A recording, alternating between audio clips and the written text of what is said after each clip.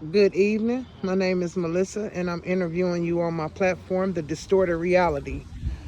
Everybody know what this platform is about, but for those that don't know, we interview people that are homeless, suffer from addictions and mental health issues to bring awareness to the community so that we can help. Because, like I say all the time, together we can make a difference.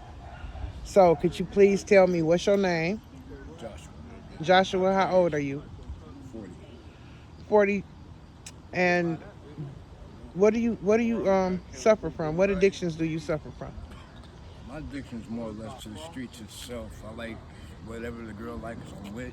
You know what I mean? I chase after the women more than anything. Speak up a little bit, But please. I Just a little. chase after the women more than anything. You know what I'm saying? As far as like addiction, I don't really care as long as the drug ain't a drug that I don't do. That'd be a better question for somebody like me. What I don't do. Mm. You know, I don't really have a drug of choice. It's just like I said, whatever keeps the company I'm with happy. So you are a people person. I'll say it like that. Yeah, in a sense. You know what I mean? Or I do what I like. You know what I mean? Because life has been a very unhappy place at times for me. So I just try to do what makes me happy. Absolutely. Have you? How long have you suffered with addiction? At least 20 years. 20 years. What are some of the damaging consequences that you've suffered behind your drug use?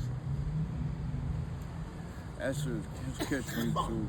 You know, I've already had a lot of damage and suffering. It's just actually a little bit easier for me to deal with when it comes to drugs. I don't have the responsibility and stress of bills. 1 second. The street is busy.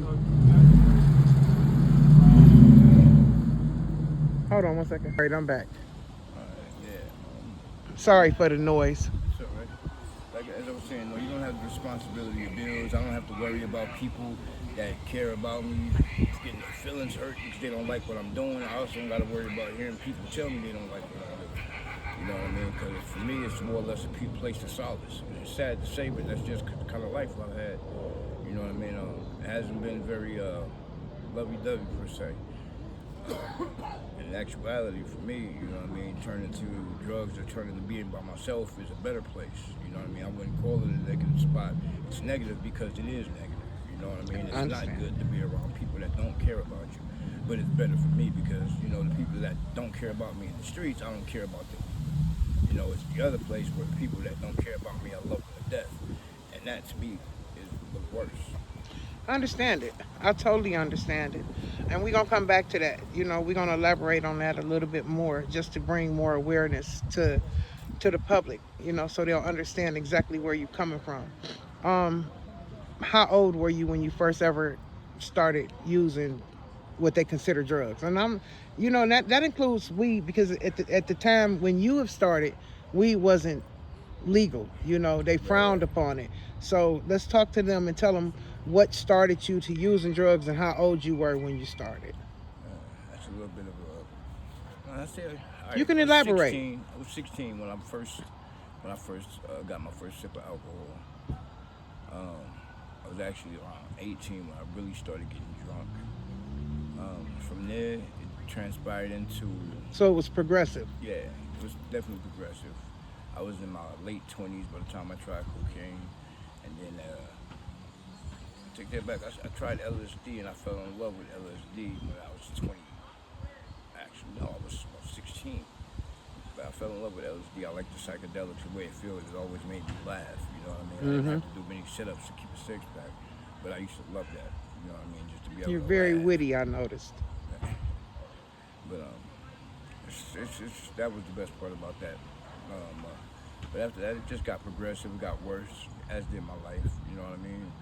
I'm not sure if I would blame drugs. I would like to say it's also my fault too, because I have a habit of running away from a lot of things that I don't want to deal with.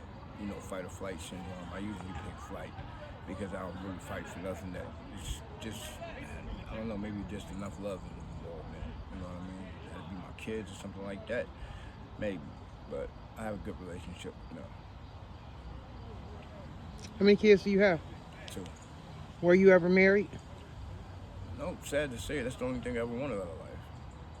Didn't really care for nothing else. Everything comes pretty much easy.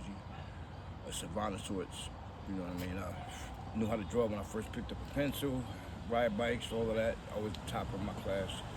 Always the best athletically. It was, You draw good? oh yeah, very. I got some ideas for a logo for my business. I'm new, just starting off. Okay. These interviews are new.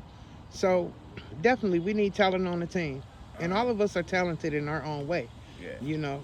But if you code with that pencil, definitely. I mean, I write music. Honestly, I'm one cat that really does everything. You know what I mean? yeah. I don't really have too many problems with nothing, but I always wanted to be the perfect husband to my wife. I got a very strong memory of my mother crying, eating a giant-sized Hershey bar while she mourned over her husband and my father, and she never remarried, never went on a date, never did anything, and it broke her to death, and I promised myself I couldn't live like that, and I also knew what it did to her, that, you know, caused issues for the family, caused issues and caused risk between us, you know. Um, so going back to your childhood, you had a two-parent household, but they weren't married. No, actually, my parents were married, but it wasn't a two-parent household. As far as I can remember, my mother and father split before I was born. But you know, he was always talked about and mentioned. I got to know him a little bit after around 5, 6 years old. Then the following 2 years, he passed away. He got shot in the neck and then died from malpractice. 1 second. Okay, we back. We just paused for a second because of the music, you guys, and I don't own the rights to the music. So let's talk a little bit about you growing up. You know, some things that could have deeply rooted issues within you. You know, things that you, like you said, you know, your mom, how you felt about your mom and how you want to treat a lady, how you want to get married and things like that. And those are based off of, your feelings are based off of things that you've seen, that you've experienced in life, correct? Let me see. Growing up for me, it was weird. You know what I mean? I had a lot of hatred, a lot of misunderstanding because I was a lot smarter than most people would want a kid to be, and I had a real outgoing personality and practicality. Like, you see, I got kicked out of preschool because the teacher told me I was black. I told her I'm brown, and I argued that point with her, and I pulled a crayon box on her, and I told her no, I'm brown, and I put on a beige crayon and told her she was beige. But other kids in the classroom saw where I was coming from. She was trying to teach me race in her own right, you know, the difference between blacks and whites or whatever. But I ended up getting expelled from school behind that. You know what I mean? So that's pretty much like an example of what my life was like, you know what I mean? My mother had issues with me because I looked like my dad, and I'm the youngest of many siblings. I'm 8 years younger than my closest sibling. So, How many siblings do you have? 4 or 5. That depends. One of my brothers is dead. So, yeah, I never really had close relationships or close ties with anybody. It's like people get to know me because of the fact that I'm good at everything. Like, it's a serious issue for me, because I've had to dumb down everything that I do, from the way that I talk, from how good I am at the sport. Because a lot of people get intimidated. If they don't get intimidated, they hate it because I do it I do it effortlessly. It's like I haven't really had to try it too many things, you know. Like me, I've never met a stranger. Right. I would talk to anybody and hold a conversation with them like, hey, we've been friends forever. You understand what I'm saying? So it effortlessly, Yeah. we do those things, you know, and that's just who we are. That's an innate part of our personality. Right. You understand what I'm saying? So moving forward, did you graduate from school? I didn't graduate on a regular in a regular situation, but yes, I did finish school and then on to college. Did you further your education? Absolutely. What did you major in? Started off in robotic cryogenics, and from robotic cryogenics, I went over into diesel and gasoline engines. Graduated from that, then I went over in auto body collision repair. Got that certified.